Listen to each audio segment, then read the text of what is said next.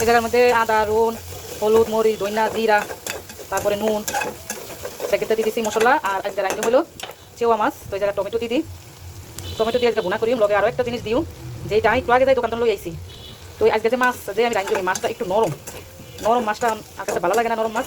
হ্যাঁ, তবে লেবু পাতা রাখলে অনেক ভালো লাগে এটা। তো টমেটো দিয়ে দিছি। টমেটো দিয়ে কিন্তু ভালো করে এখানে হিজানিও হলে জায়গার মধ্যে মাছ দিও।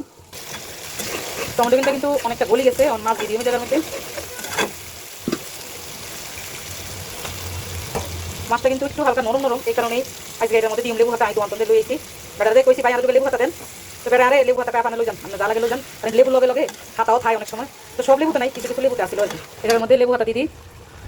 আর এটার মধ্যে কিন্তু এখন হানি দিনও, মানে হানি তো সরাসরি মাছ দিয়ে দিছি কড়াইতে, এই কারণে হানি হচ্ছে। এই কারণে আর হানি আর এটা দিতাম না, যে হানি আছে এটা দিয়ে মাছটা রান্না হয়ে যাবো। কারণ এই মাছ রাঁধতে বেশি একটা হানির দরকার হয় না। তো কিন্তু হাতা দিয়ে দিছি, এখানে বেশি করে দিই। লেবু হাতাও দিছি, টমেটোও দিছি, ধনিয়া হাতাও দিছি, যাতে মাছের কোনো গন্ধ না থাকে। তো এই তরকারিটা কিন্তু ভালো হয়েছে, মজা হয়েছে অনেক, কারণ লেবু পাতা জ্ঞানেই অনেক। তো এই তরকারিটা নামাই এই জায়গার মধ্যে রান্না হয়ে গেছে, নামাই হেলাইছি। আর এটাও কিন্তু ভালো হয়েছে অনেক। আর ইয়ান্দি করলা ভাজিটা অনেক ভালো লাগছে। হিয়ার হরে দি ডিম বুনা করছিলাম, আবার মেয়েলে ডিম বুনা করন লাগবে, যে ডিম খাইব। তো এনে ডিম বুনা করে লইছে, একটু টমেটো দিয়ে আদা রসুন বেকদিন দিছি, দিই মশলা যা যা লাগে দিই, দইনা হাতা দিই, পরে নামাই হেলাইছি। তো রেডি হয়ে গেছে আজকে আমগো ইফতার।